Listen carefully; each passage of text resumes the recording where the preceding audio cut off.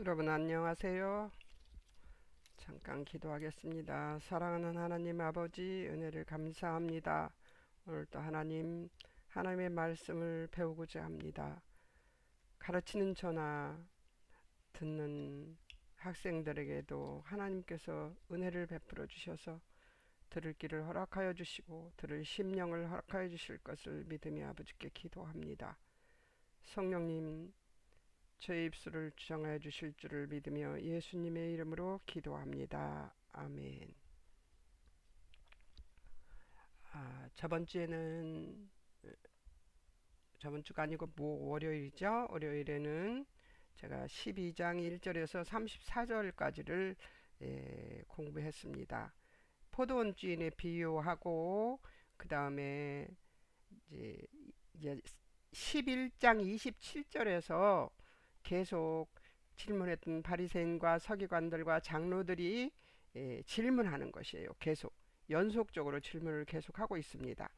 그래서 그 질문한 것들을 이제 포도원 주인의 비유로 말씀을 드렸고, 또 그 다음에 이제 그 세를 바치는 것은 어떻습니까? 또 부활이 없다는 사두개인들이 또 어, 부활은 무엇인가? 부활했을 때, 그 형의 여자들을 형의 부인들을 맡았던 사람들은 어떤 사람이 남편이고 아내가 될 수 있습니까? 천국에서도 아내와 남편이 있는 것처럼 그렇게 물었습니다. 그때 예수님이 다 대답해 주셨죠. 그리고 그 큰 계명은 무엇입니까? 하고 바리새인들 중에 율법사가 또 질문을 합니다. 그래서 연속적으로 예수님에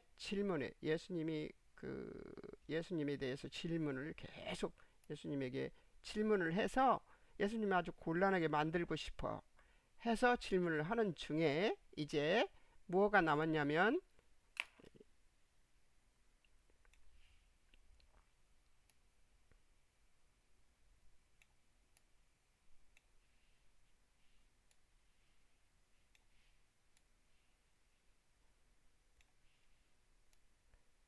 이 지도자들에게 예수님께서 또 무엇을 가르치십니다. 지도자들에게 예수님이 묻지요. 뭐라고 질문을 해요? 예수님이 질문하십니다. 어떤 질문을 할까요?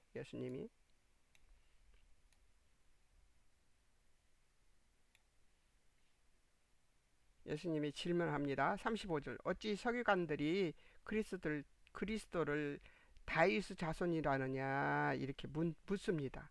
그러니까 다윗이 성령에 감동하여서 36절에 친히 말하되 주께서 내 주께 이르시되 내가 내 원수를 내 발 아래 둘 때까지 내 우편에 앉았으라 하셨도다 하고 다윗이 시편에서 말씀하시 이제 얘기를 하죠. 여기 시편에 써 있죠. 그러니까 다윗이 37절 그리스도를 주라 했은즉 어찌 그의 자손이 되겠냐. 많은 사람일 많은 사람들은 즐겁게 들어요. 그런데 이 사람 지도자들은 이걸 즐겁게 들을 수가 없습니다.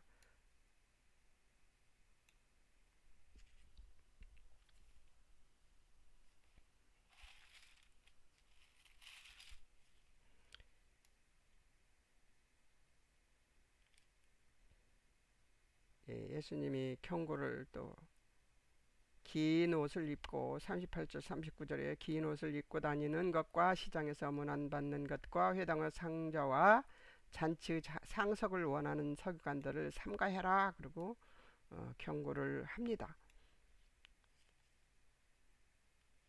이유가 나옵니다. 40절에 마가복음 12장 40절에 그들은 과부의 가산을 삼키며 이렇게 나오죠. 저희는 과부 가산을 삼키며 외식으로 길게 기도하는 자니 그 받는 판결이 더욱 중할 것이므로. 그러니까 지도자들이 윗좌석에 있으면서 에, 부리는 행패들을 지금 얘기하고 있는 것이겠지요. 그러니까 여기서 서기관들이 어째서 그리스도를 다윗 자손이라 하고 입술로는 그렇게 말하고 또 그 하나님을 섬긴다고 하면서 가부 가산을 삼키고 여기 이 식으로 사람들 보는 데서 길게 기도하고 에, 그러는 자들은 판결이 그 받는 판결이 더욱 중할 것이다라고 얘기를 하고 있습니다. 이제 지도자들을 그렇게 물으시고 질문하시고 답을 다 말씀하신 다음에 에, 지도자들을 책망하십니다. 그러니까 여기서는 나 예수는 너의 주다 이 얘기를 한 겁니다. 그리고 38절에서 44절에서는 너희가 쫓는 것이 무엇이냐를 물으시는 것입니다. 여기서도 연복궤를 대하여 앉으사 무려 연복궤에 돈 넣는 것을 보실세. 여러 부자는 많이 넣는데 가난한 가부는 와서 돈 두 렙돈 곧 한 고드란트를 넣는 것을 보십니다. 예수님 제자들을 불러서 이 가난한 가부는 연복궤에 넣는 모든 사람보다 많이 넣었도다 하고 말씀하십니다. 그 이유는 저희는 다 풍족한 중에서 넣었거니와 이 과부는 그 구체한 중에서 자기 모든 소유 곧 생활비 전부를 넣었느니라 하셨더라. 하나님이시니까 아시죠? 이게 생활비 전부인 것도. 그러죠? 마태복음에서는 어떻게 나오나? 너희는 나를 누구라 하느냐? 예수님 하나님이 되십니다. 나는 하나님이다. 이 얘기를 하고 싶은데 지금 너희는 나를 누구라 하느냐? 그러고 묻습니다. 관련자들 모인 바리새인들. 예수님 질문. 그리스도에 대해 어떻게 생각하느냐? 마태복음이에요. 여기 22장. 마태복음 22장 42절에서는 그리스도에 대해 어떻게 생각하느냐? 누구 자손이냐? 그들은 다윗의 자손이니이다. 이렇게 얘기를 해요.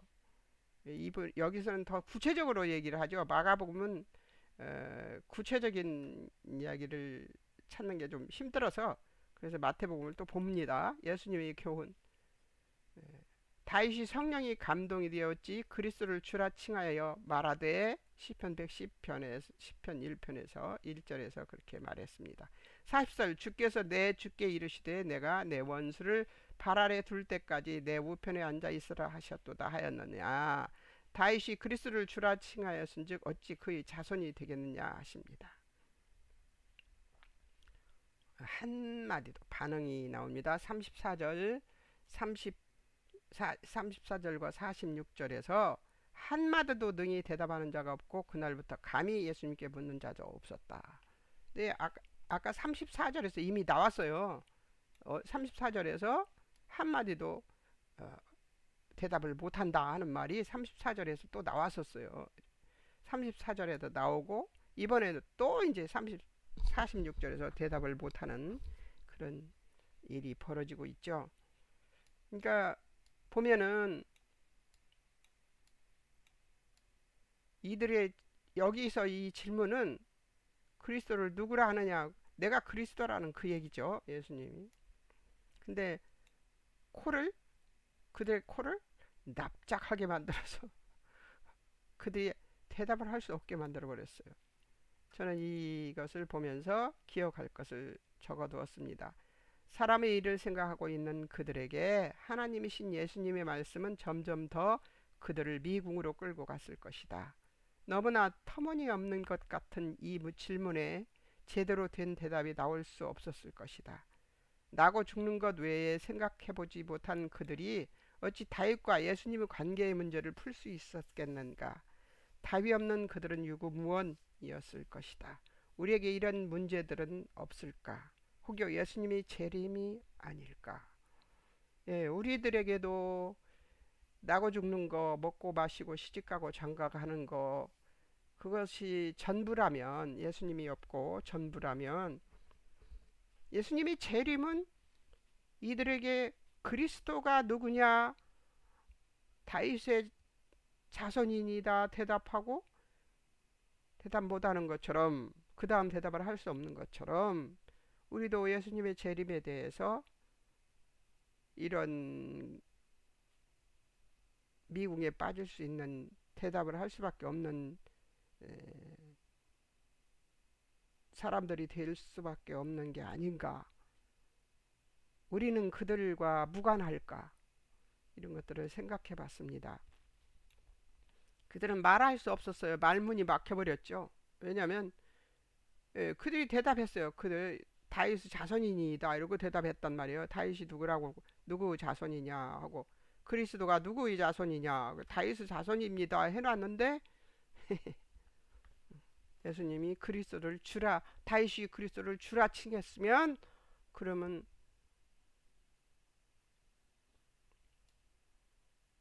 어찌 자손이 될 수 있냐 하는 얘기를 하고 있는 것이죠. 이렇게 얘기해서도 그들을 안 믿었어요. 그대로 믿지 않았어요. 자, 이제 봅시다. 뭘 좀 내려야 되겠네요.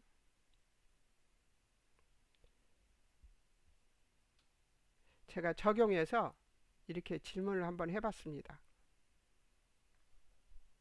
저에게 질문한 거예요. 순종하는가 질문하는가. 어리석고 어렸을 때는 산기도 다니고 그럴 때는 답답한 일이 있으면 막 질문했습니다. 지금은 질문 조금 덜해요. 그냥 아버지 뜻이 무엇인가가 깝깝한 것이죠. 조금 덜 하는 편인데요. 질문한 때가 좋은 때입니다. 이들 질문 같은 질문 말고요. 하나님 뜻이 무엇인가를 질문할 때가 좋습니다. 기도는. 그리고 또 질문하는 믿음이 좋은 믿음입니다. 제가 여기서 순종하는가 질문하는가 써놓은 이유는 최종적인 답을 할 때 순종하는가 질문하는가 그것을 의미하는 것입니다. 예수님이 나의 주인 되시고 나의 하나님이 되시는가. 이거는 제가 지금 마가복음 12장까지 공부하고 가르치면서 계속해서 우리의 주인은 예수님이시다 하는 얘기를 하고 있죠. 나의 하나님이 되시는가. 예수님이 나의 주인이 되고 나의 하나님이 되시는가. 그 대답을 할 수 없는 사람은 어떻다고 그랬어요. 제가 그 대답을 할 수 없는 사람은 예수님 그리스도를 사랑할 수도 없고 하나님을 사랑할 수도 없고 하나님을 사랑하지 못하는 사람은 이웃을 사랑할 수도 없다고 얘기했잖아요. 순종하는 데에는 그냥 순종은 안 됩니다. 의지와 도략은 뭐냐면 그 가지고 있는 지혜를 모아서 어떻게 하면 순종할 수 있는가를 모색해보는 도략은 연구하는 거예요. 지혜를 가지고 하나님이 주신 지혜를 가지고 연구를 하는 거예요. 어떻게 하면 하나님을 더 잘 하나님 앞에 더 잘 순종할 수 있는가를 그 의지와 도략이 있어야 순종할 수 있으니까요. 그래서 의지와 도략을 구해야 합니다. 그것도 하나님께 구해야 돼요. 하나님께 구해야 그 의지와 도략을 가지고 하나님께 바르게 반응할 수가 있습니다.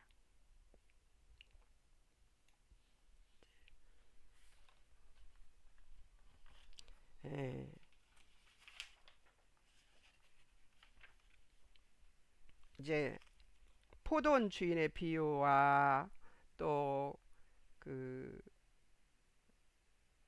계속 지도자들이 계속해서 11장 27절에서 말하던 서기관과 장로들 그리고 대제사장들이 이제 질문하던 것들을 다 마치고 그것에 대한 예수님의 교훈도 배우고 했습니다. 그런데 이렇게 배운 것들을 어떻게 기억해 둘 것인가를 이 시간에는 공부를 좀 해야 될 것 같아서 결론을 한번 지어보기로 하겠습니다. 자기의 뜻, 율법과 선입견을 굳건히 세워둔 백성은 그것을 고집하고 미련을 떨고 또 돌이키는 것에 게으릅니다. 이처럼 미련한 자에게는 보고 들을 눈과 귀가 허락되지 않을 것이며 하나님은 이런 사람은 천국 비밀을 알 수 없다고 하십니다. 자기 의로 무장하고 견고한 진을 쌓는 어리석음을 고집하면 하나님이 기뻐하시고 선하시고 온전하신 뜻을 알 수 없게 된다는 것을 기억해야 합니다. 우리의 고집은 백해무익이라고 저번 주에도 또 말했었어요.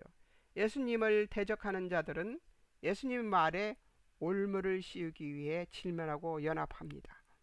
예수님은 비유를 통해 하나님 말씀과 하나님의 능력과 하나님의 뜻에 대해 무지하다 하시면서 다윗의 시편을 통해 예수 그리스도를 구세주로 주인으로 알게 됨으로써 얻게 되는 성령 하나님의 도움 없이는 아무도 하나님을 사랑하거나 이웃을 사랑할 수 없다는 것을 말씀하셨습니다. 예수님 위대한 능력은 하나님 말씀을 사용하심으로 나타났고 그들을 침묵시켰습니다. 예수님의 십자가의 죽으심과 부활은 그리스도인이 세상 논리를 잠식시키고 세상 것으로 자랑하는 자들을 침묵케 할 완전한 권능임을 기억해야 할 것입니다. 예수께서 십자가에서 죽으신 것은 이 땅에 어떤 신도 해낸 것이 아닙니다. 죽으심으로 끝났으면 또 그것도 다 끝나버린 거예요. 그런데 부활하심으로 완전히 승리하셨다는 것을 보여주신 이런 사건은 이 세상이 생기고 창조 이래로 한 번밖에 없는 일이죠. 그것밖에 없을 수 없습니다.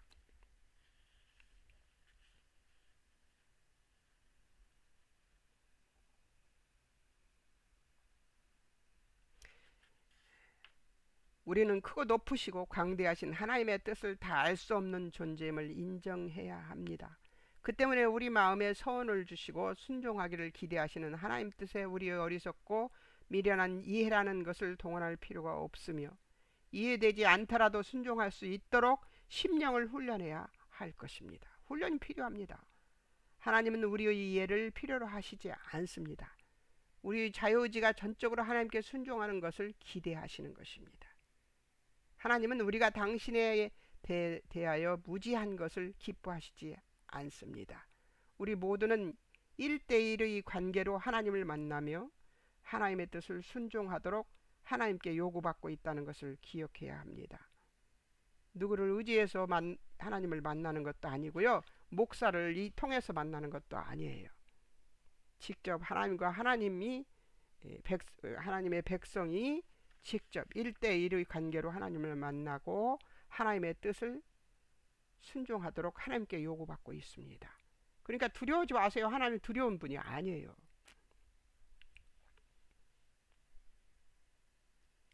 예수님은 표면적으로 드러나 공공연하게 예수님을 배척하는 세력에게도 넉넉히 당신이 주인 되심과 하나님 되심을 그리고 그들을 향한 하나님의 뜻을 가르치실 수 있으며 자기를 배척하는 세력이잖아요. 전부 대제사장 서기관 장로들 그리고 바리새인 사두개인 율법사들 이런 사람들 모두 다 자기의 기득권을 인해서 자기들이 선생 노릇하고 싶어서 예수님을 배척하는 사람들이잖아요.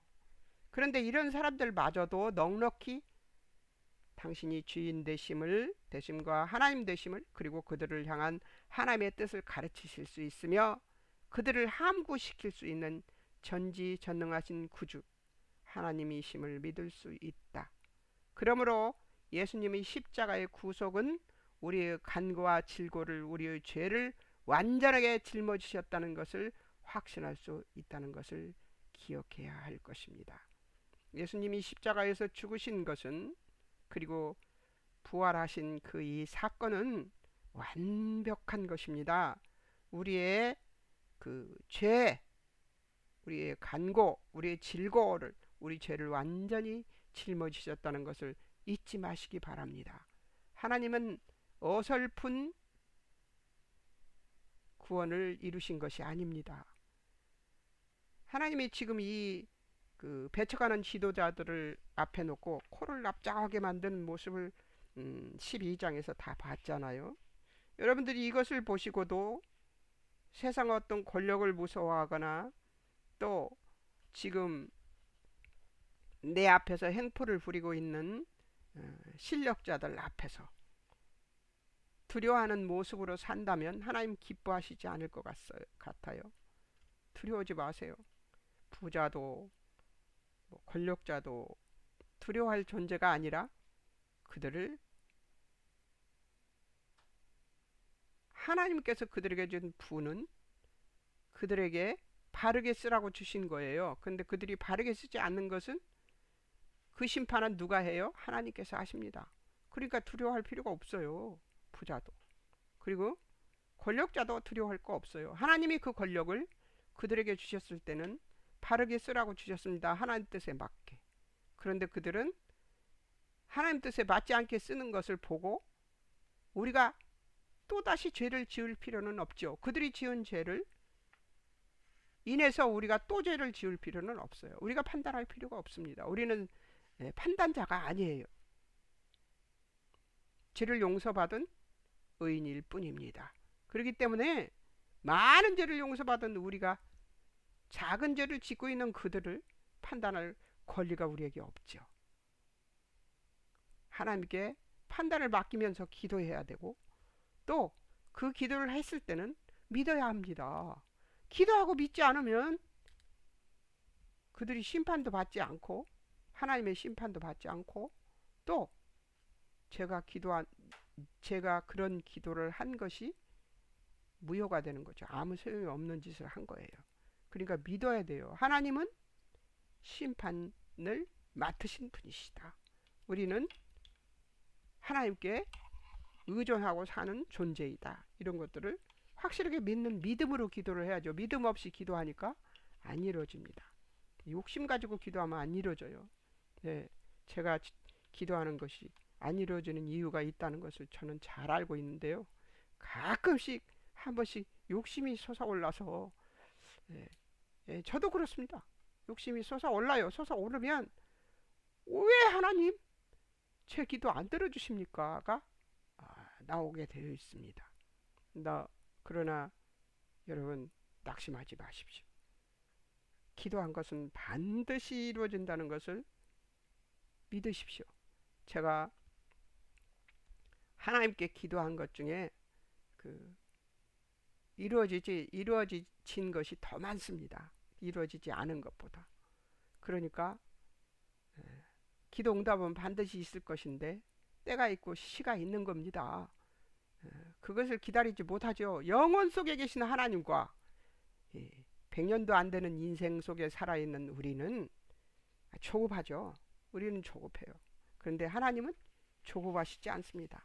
당신 시간대에 당신이 원하는 때에 그 사람의 그 모습에 딱 맞는 시간에 그 시간을 딱 맞춰서 그 사람이 딱 변화될 그 순간에 맞춰서 하나님이 우리들의 기도의 응답을 하시기 때문에 우리는 이 기도가 틀렸나 맞았나만 보면 됩니다. 그런데 이 기도가 틀렸나 맞았나는 뭐예요? 하나님 뜻에 맞는가를 알아야 되는데 말씀을 필히 말씀을 자주 읽는 사람들은 하나님의 뜻을 잘 알아서 기도할 수 있겠지만 하나님의 말씀이 내 마음속에 없으면 하나님 뜻을 모르죠. 하나님 말씀을 모르면 하나님 뜻을 몰라요. 알 수가 없어요. 그러니까 하나님 뜻을 잘 날마다 상고하고 이렇게 기도하고 말씀을 보면서 기도하면 됩니다. 근데 그 기도한 것들이 이루어지지 않는다고 불평할 것도 없어요. 기다리면 돼요. 우리의 생이 짧아서 아버지 언제 이루어 주실 것인지 모르겠구나. 그리고 한숨 내쉬고 두숨 내쉬고 하지만 하나님이 하십니다. 그걸 기대하고 고대하는 여러분이 되셨으면 좋겠습니다. 오늘은 12장을 잘 끝냈습니다. 이제 13장을 해야 되는데요. 13장은 37절까지 있네요. 13장은 여러분들이 13장 공부할 때 할 것은 하나님 예수 그리스도 성령님 그리고 제자들